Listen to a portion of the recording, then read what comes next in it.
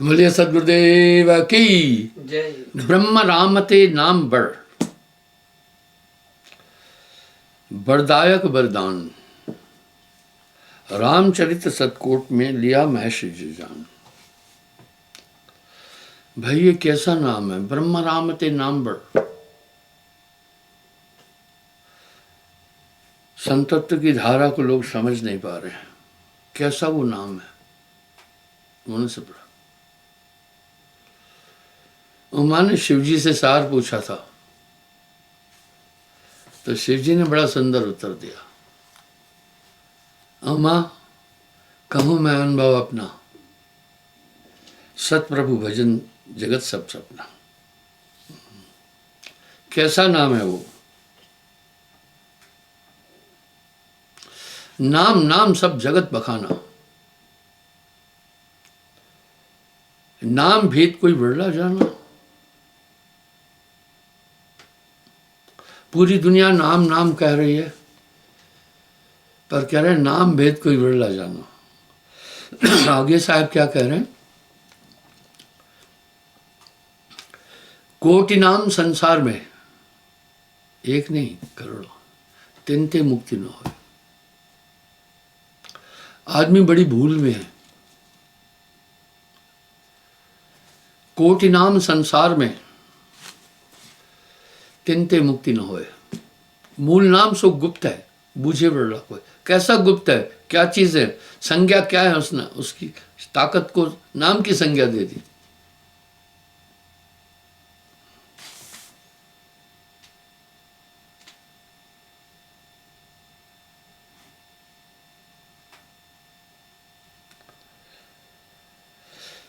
जो कनिहार, कनिहार कहते हैं नाव खेदने वाले को, पार लगाने वाले को।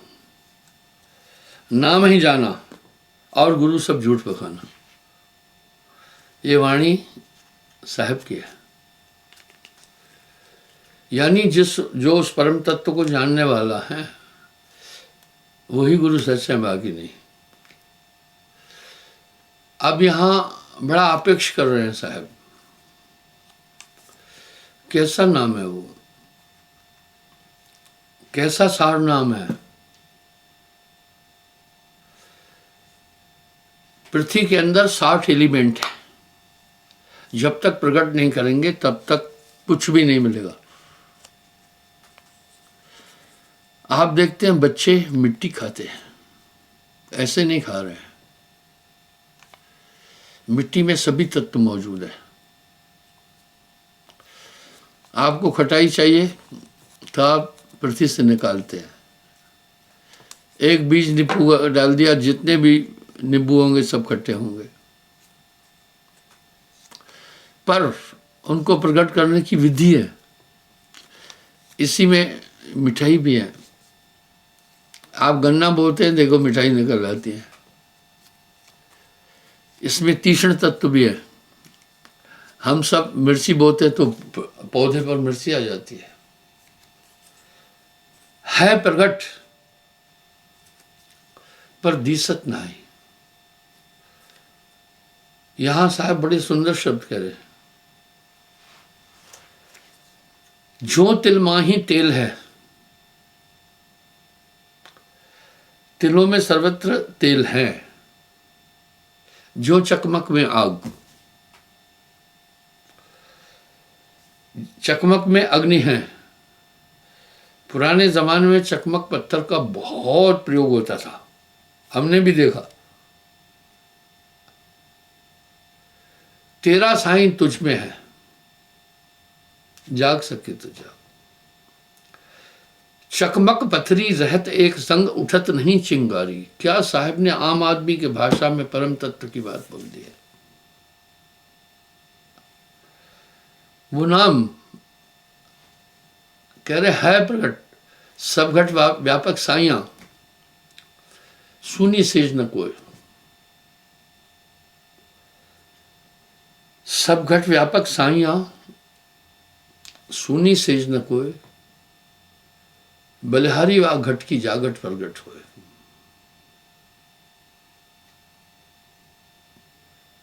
बलिहारी उस शरीर की जिस घट में प्रकट है। तो जिस साहब कह रहे हैं वो ही गुरु सत्य है जिसके पास नाम है। कैसा नाम है, कैसे मिल जाता है? लाली मेरे लाल की, लाली मेरे लाल की, जित देखूं तित लाल। लाली देखन मैं चला तो मैं भी हो गया लाल। वाह। कई बार आपने कुछ चीजें देखी है, खास तौर पर धार्मिक सीरियलों में भी। उदाहरण के लिए महाभारत में भी देखा होगा आपने, दृष्टि से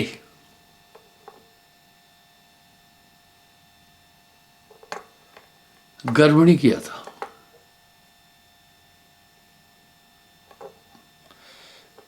ये कार्य अनल पक्ष भी करता है, हालांकि अनल पक्ष दुर्लभ है। पक्षियों का राजा ही अनल पक्ष है। पक्षियों का राजा ही अनल पक्ष है। साहब ने अनल पक्ष के लिए कहा है, ध्यान से सुनिएगा, मैं ये प्रसंग उठाता हूं। गुर कृपा से साध कहा है, अनल पक्षो लोक सदावे।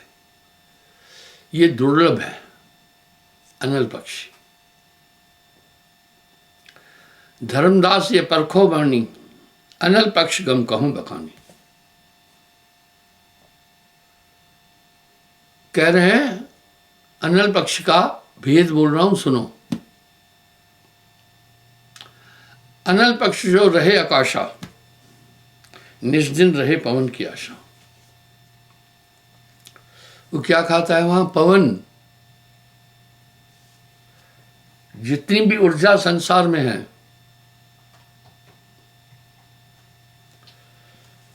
वो सब शून्य से है।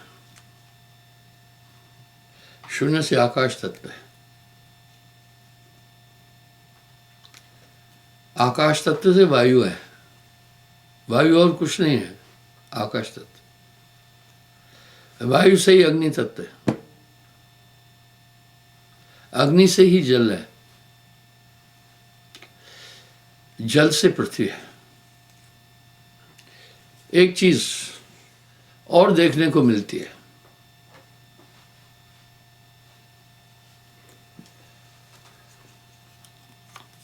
दिवाली का दीपक जलने के बाद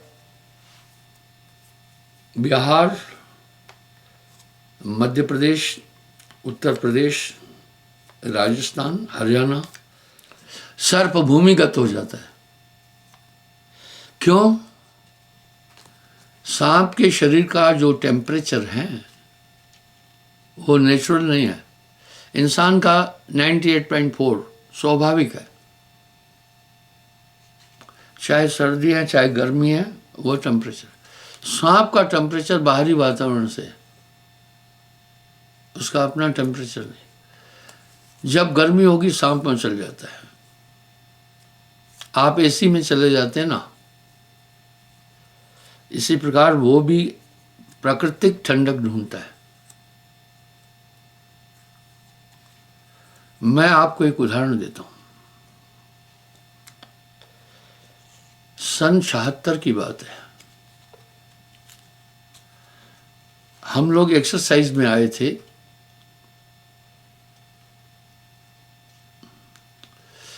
डलहौजी से उज्ज रिवर के किनारे, वहां मोर्चा खोदना था। जवानों ने, डिफेंस की एक्सरसाइज थी। नदी के किनारे जैसे फावड़ा जोर से मारा,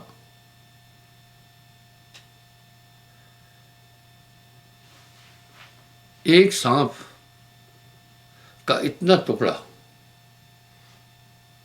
कटकर मिट्टी के साथ बाहर आया।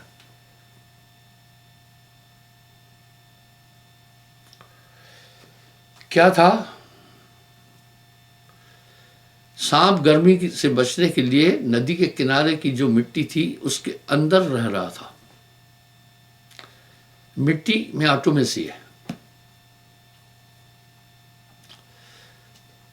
सर्दी में ये गर्म हो जाती है, इसलिए पानी गर्म मिलता है, गर्मी में ठंडा। सर्प मर गया। देखा उनका रहने का सिस्टम कैसा है। पक्षियों में इतना ज्ञान है, वो भी अपने शरीर की पूरी पूरी देखभाल करते हैं। बड़ी ऑटोमेसी है उनके अंदर।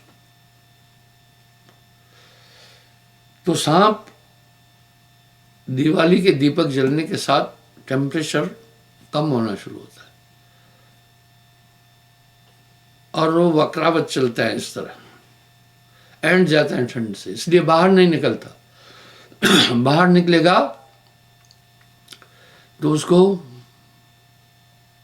सभी मार देंगे, चल नहीं पाएगा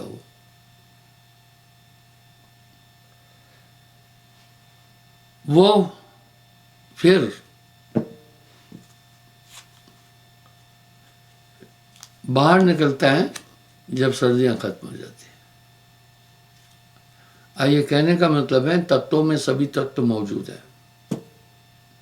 इसलिए अनल पक्ष जो है, हवा में भी एक एनर्जी है। अनल पक्ष अधर में रहता है, वो हवा को ही खाता है। इसी तरह सांप 4 महीने जमीन में जब रहता है, हवा से एनर्जी लेता है,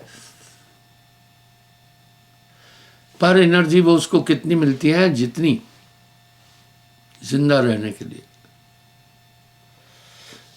यही एक प्राणियों में बड़ी अद्भुत चीज है।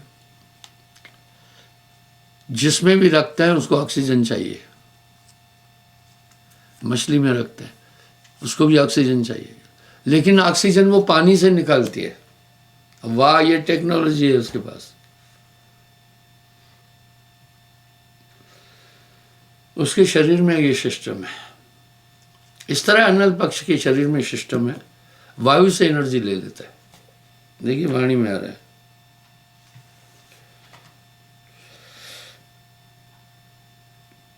धर्मदास परखो यह वाणी, अनल पक्ष गम कहूं बखानी।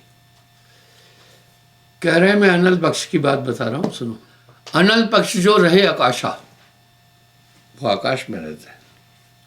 निष्दिन रहे पवन की आशा, वो पवन को ही धारण करता है।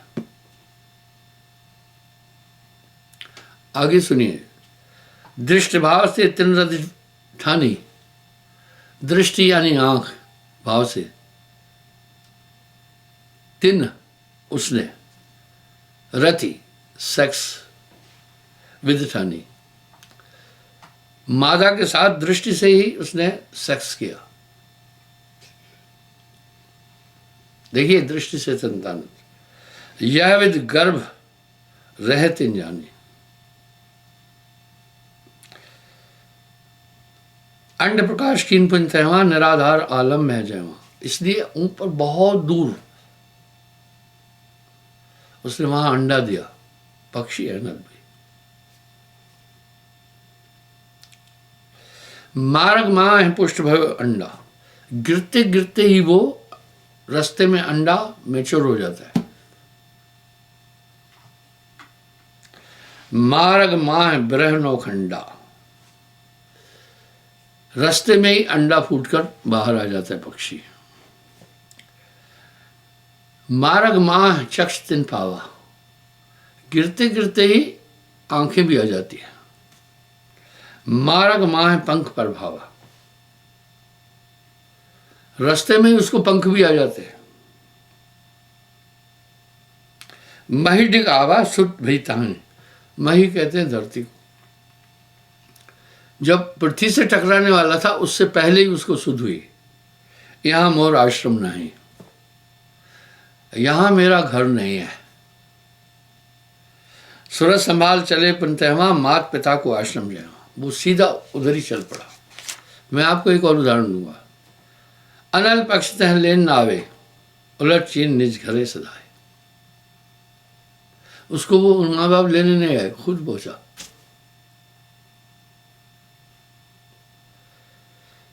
वह पक्षी जग माँ रहावे, अनल पक्ष सम ना ही कहावे। उसके माँ बाप लेने नहीं आए, वो खुद, क्योंकि डीएनए में है,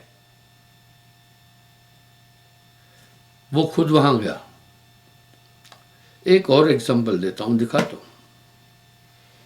कछुई अंडे में पानी में अंडे नहीं देती है, रहती पानी में ही है। अंडे क्यों नहीं देती? वहां कछुई का अंडा बड़ा है, मछलियां खा जाएगी। वो नदी के किनारे रेत खोद कर वहां अंडे देती है, समुद्र के किनारे भी देती है। कितनी बुद्धिमान है। थोड़ा दूर देती है ताकि समुद्र की लहरों में अंडे बह न जाए। वो जमीन खोदती है खुद, कछुई, और अंडे देती है, ऊपर ढक देती है और चली जाती है समुद्र में, वापस पलट के नहीं आती। पर वो पहचान जाते एक दूसरे को। आप देखिए,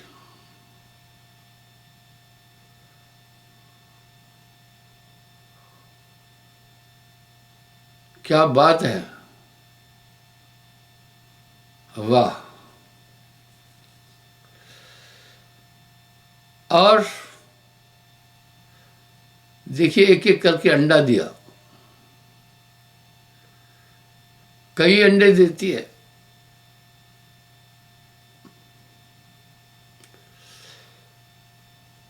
बाद में इनको ढक देती है।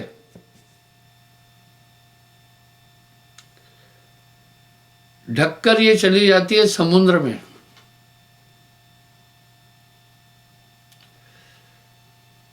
समुद्र में तो बड़े बड़े विशाल, आप देखिए ना, जीव जगत को देखने से आत्मा नजर आ जाएगी। इसलिए इस धर्म में किसी भी जीव को मारना पाप है। देखो, वो ढक दिया बच्चों को और चली गई। अब अंडे मैच्योर हो गए, ये चली गई। जब अंडे मैच्योर हो गए, खुद निकले। इसी तरह बच्चा मां के पेट से खुद निकलता है। और कहां चला? समुद्र की तरफ। क्यों? डीएनए में है वो चीज। आपकी आत्मा में परमात्मा तक जाने के पूरे साधन है, पूरी शक्ति भी है। इस मानव तन को इसलिए दुर्लभ कहा गया क्योंकि ये मोक्ष का द्वार है।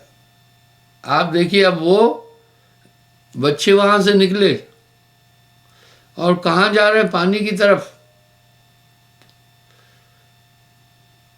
अब सवाल उठा, ये इतने जल्दी क्यों जा रहे हैं? इनको मालूम है हमें खतरा है। इनको किसने सिखाया? मां ने नहीं सिखाया, आत्मदेव।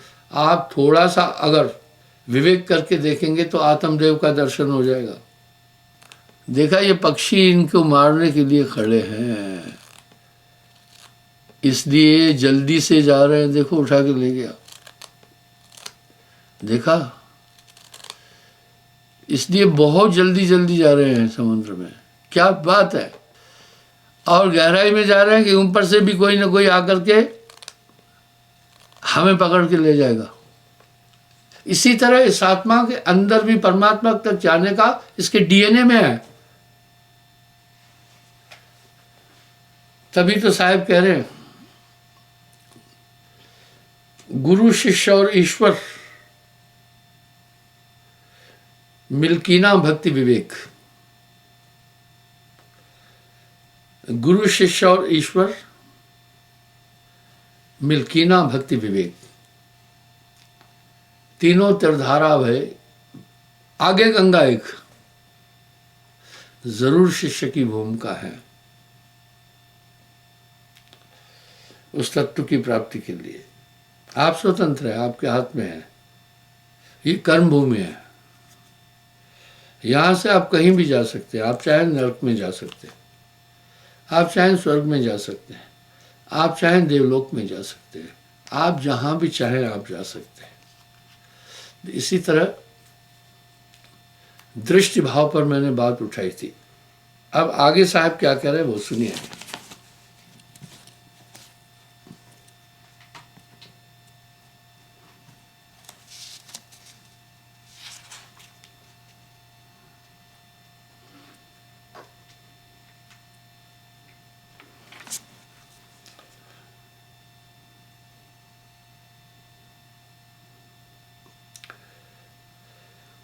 दूजा कथऊ न देखो भाई, दूजा कहीं नहीं देखा,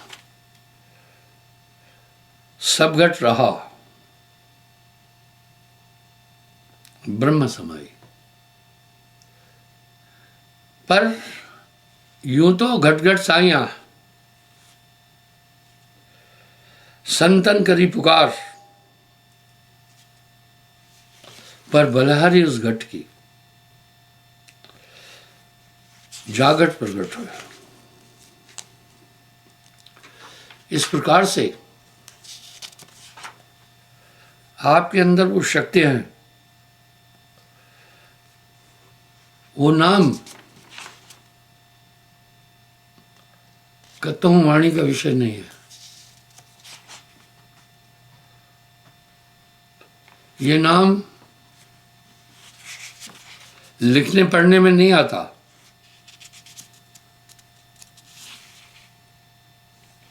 बोलने में भी नहीं आता,